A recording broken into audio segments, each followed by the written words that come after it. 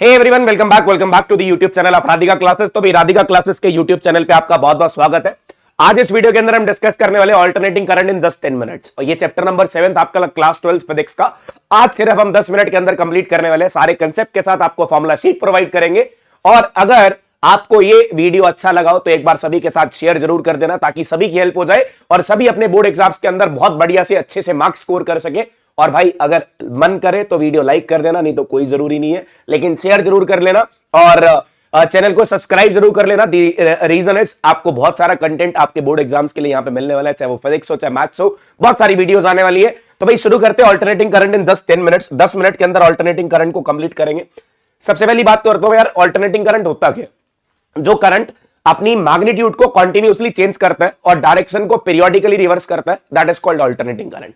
इसकी जो इक्वेशन होती है that is E is equal to E naught sine omega T. और अगर करंट की बात करूं तो I is equal to I naught sine omega T, sinusoidally या फिर कॉस की फॉर्म में वेरी करता है।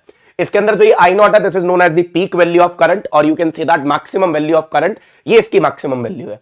इसका जो एक एवरेज वैल्यू होता है, अगर मैं बात करूं इसका average value for one complete cycle, अगर मैं एसी का ग्राफ बनाना चाहूं ना, ऑल्टरनेटिंग करंट का ग्राफ किस तरीके से इसका ग्राफ बनता है, तो इसका ग्राफिकल रिप्रेजेंटेशन करंट और टाइम के साथ कुछ इस तरीके से होता है। और इसका एवरेज वैल्यू एक साइकिल के लिए कितना होता है? 0, क्योंकि जितना ये पॉजिटिव में चार्ज है उतना ही नेगेटिव में चार्ज है। इसका हाफ साइकिल के लिए एवरेज कितना है? 2/π I not and 0.637 I not, इसको हम कह सकते हैं इसकी एवरेज वैल्यू है। और एवरेज वैल्यू हमेशा रिलेट करती है चार्ज से, और जबकि रूट मीन स्क्वायर वैल्यू आपको रिलेट करती है हीट से। It is that amount of direct current which gives the same amount of heat as given by the actual AC, जो एक्चुअल एसी ने हीट प्रोवाइड करी थी। और जो आरएमएस वैल्यू है, चाहे वो फुल साइकिल के लिए चाहे हाफ साइकिल के लिए, that is I not by root 2 और 0.707 ऑफ I नॉट। और हमारी जो आरएमएस वैल्यू ऑफ ईएमएफ है that is equal to E not by root 2। RMS value का मतलब होता है इफेक्टिव वैल्यू और वर्चुअल वैल्यू, दोनों एक ही मतलब रहेंगे। Now AC circuit containing only resistor, आपको बता दूं रेजिस्टेंस के केस में करंट और वोल्टेज सेम फेज में होते हैं। जिस साइड करंट जा रहा होगा उसी साइड वोल्टेज होगी, या जिस साइड वोल्टेज होगी उसी साइड करंट होगा। दोनों सेम फेज में होंगे तो इनका फेज डिफरेंस कितना रहने वाला है? 0। उसके बाद अगर AC circuit containing only inductor की बात करता हूं, इंडक्टर के केस में अगर आपकी voltage E is equal to E naught sine omega T है, तो करंट होगा I is equal to I naught sine omega T minus π/2। Minus π/2 से पता लगता है जो हमारे करंट है वो लैग कर रहा है, पीछे रह रहा है वोल्टेज से बाय एंगल π/2। अब देखिए ये वोल्टेज यहां थी तो करंट आगे नहीं जाएगा, पीछे जाएगा। कितना एंगल पीछे जाएगा? π/2 से 90 डिग्री से पीछे जाता हुआ नजर आ रहा है। तो in case of resistance current and voltage are in same phase. In case of inductor voltage lead the current by π/2, जो वोल्टेज है वो करंट से π/2 से लीड करती है। अब now AC circuit only containing only capacitor, अगर एसी सर्किट में कैपेसिटर लगा हुआ है, कैपेसिटर के केस में वोल्टेज अगर E naught sine omega T है तो आपका जो करंट होगा वो साइन ओमेगा टी प्लस π/2 होगा। अब प्लस π/2 से ये पता चलता है भाई अगर सिर्फ कैपेसिटर लगा हुआ है तो उस केस में करंट लीड करने वाला वोल्टेज से, मतलब कहने का मतलब अगर आपका ये वोल्टेज बन रहा है तो करंट इससे 90 डिग्री आगे जाएगा। आगे जाने का मतलब आपने एंटी क्लॉकवाइज 90 डिग्री बनाना है इसका। तो ये हमारा ईएमएफ हो गया और ये करंट 90 डिग्री आगे हो गया। तो in case of resistance current and voltage are in same phase. In case of capacitor current lead the voltage. In case of inductor voltage lead the current. In case of inductor voltage lead the current. फिर आती है बात series LCR circuit की। अब series LCR circuit एक बहुत important topic है जो आपके पेपर में आने वाला है। सीरीज एलसीआर सर्किट में क्या होता है? इंडक्टर, कैपेसिटर और रेजिस्टेंस, इन तीनों को सीरीज में लगाया जाता है। रेजिस्टेंस की वोल्टेज और करंट सेम डायरेक्शन में होंगे, दोनों सेम डायरेक्शन में जाते हुए नजर आ रहे हैं। और इंडक्टर के केस में वोल्टेज आगे है, कैपेसिटर के केस में वोल्टेज पीछे है। तो ये तीन एलिमेंट है। अगर मैं इसका फेज डायग्राम बनाऊं ना, मुझे क्या करना है? करंट को एक तरफ बनाना है, इंडक्टर की वोल्टेज 90 डिग्री आगे, कैपेसिटर की वोल्टेज 90 डिग्री पीछे। तो इंडक्टर और कैपेसिटर में 180 डिग्री का एंगल होगा। ये दोनों अपोजिट फेज में, तो नेट वोल्टेज क्या बचेगी? नेट वोल्टेज बचने वाली है यहां से VL minus VC। Net voltage बचने वाली है यहां से VL माइनस VC। और आपका जो नेट वोल्टेज का फॉर्मूला रहने वाला है ना, वो नेट वोल्टेज का फॉर्मूला क्या होगा? V square is equal to VR square plus VL minus VC का whole square. VL minus VC का होल स्क्वायर। ऐसी Z, this Z is known as impedance. तो इस इंपेडेंस का फॉर्मूला क्या होने वाला है? Impedance is under root of R square plus XL minus XC का स्क्वायर। XL का फॉर्मूला होता है ओमेगा L, XC का फॉर्मूला होता है 1/ωc। XL is the resistance offered by inductor, XC is the resistance offered by capacitor, और XL का formula omega L, XC का फॉर्मूला 1/ωc। और फिर इसके बाद फेज एंगल निकालना है। फेज एंगल का फॉर्मूला होता है XL minus XC upon R, और you can say that cos phi is equal to R upon Z। अगर XL XC से बड़ा हुआ तो इस केस में वोल्टेज लीड करेगी करंट से और उस सर्किट को क्या बोला जाएगा, इंडक्टिव। और अगर मान लो एक्सी बढ़ा हुआ एक्सएल से, तो इस केस में करंट लीड करेगा वोल्टेज से और इस सर्किट को क्या बोला जाएगा, कैपेसिटिव। मतलब अगर एल बढ़ा हुआ तो इंडक्टिव, सी बढ़ा हुआ तो कैपेसिटिव, और अगर एल बढ़ा होता है तो आपका फेज एंगल पॉजिटिव, अगर सी बढ़ा होता है तो फेज एंगल नेगेटिव।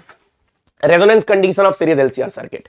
एक सीरीज एलसीआर सर्किट कब रेजोनेंस में आता है, जब उसका इंपेडेंस मिनिमम हो जाता है और सर्किट का करंट मैक्सिमम हो जाता है। उसके लिए हमारे को क्या कंडीशन लगानी होगी, इंपेडेंस को मिनिमम करने के लिए XL must be equal to XC. आपका एक्सएल और एक्सी क्या होना चाहिए, इक्वल होना चाहिए। एक्सएल का फॉर्मूला ओमेगा एल, एक्सी का फॉर्मूला 1 बाय ओमेगा सी, तो यहां से ओमेगा आ जाएगा 1 by root L C. The impedance will become equal to, क्योंकि एक्सएल और एक्सी बराबर है तो इंपेडेंस किसके बराबर हो जाएगा, आर के। तो Z is equal to R at resonance. That basically means at resonance current and voltage are in same phase. At resonance current and voltage are in same phase and this frequency is known as resonance frequency. हम इसको resonance frequency के नाम से भी जानते हैं। फिर बात आती है शार्पनेस ऑफ रेजोनेंस की। शार्पनेस ऑफ रेजोनेंस कौन बताता है, क्वालिटी फैक्टर। क्वालिटी फैक्टर का फॉर्मूला क्या है, 1 by R under root of L by सी।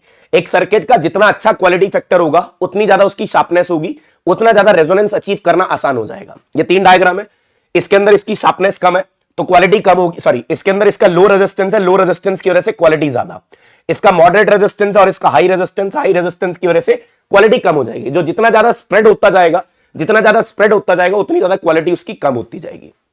फिर बात आती है power in an AC circuit. Power का फॉर्मूला, एवरेज पावर का फॉर्मूला होता है E R M S I R M S cos phi. This cos phi is known as power factor, इसको हम पावर फैक्टर के नाम से जानते हैं और ये आर बाय जेड के बराबर होता है। आर रेजिस्टेंस है, जेड इसका इंपेडेंस है। ये आपका क्या बनने वाला है, this is a power factor, जो कि बहुत इंपॉर्टेंट होने वाला है, इसको हम पावर फैक्टर के नाम से जानते हैं। नाउ इसके स्पेशल केसेस है, मान लो हमारा प्योरली रेजिस्टिव सर्किट आता है, प्योरली रेजिस्टिव सर्किट के केस में फाई 0 होता है, कॉस फाई क्या हो जाएगा, 1 हो जाएगा। कॉस फाई 1 हो गया तो पावर हो जाएगी maximum, that is V R M S I R M S.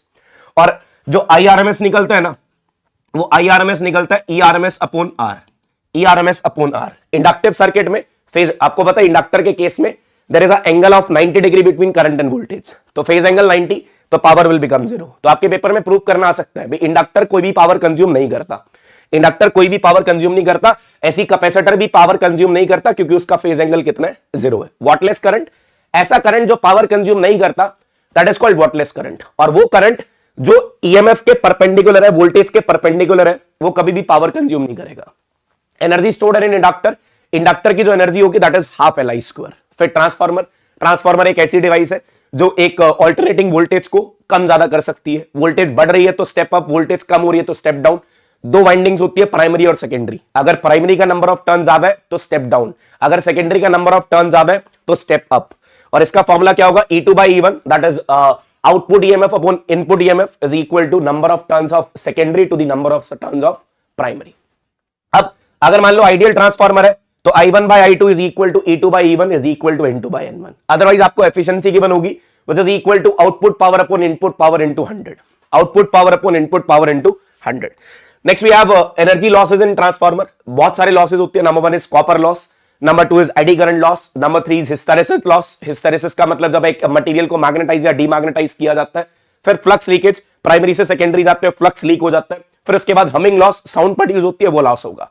फिर एसी जनरेटर, जब एक कॉइल को मैग्नेटिक फील्ड के अंदर एक रोटेट किया जाएगा तो उसके अंदर ईएमएफ इंड्यूस होती है and that EMF is alternating, change होती रहती है। उसकी इक्वेशन होती है E is equal to E naught sin omega t, आपने EMI के अंदर प्रूव कर रखा है।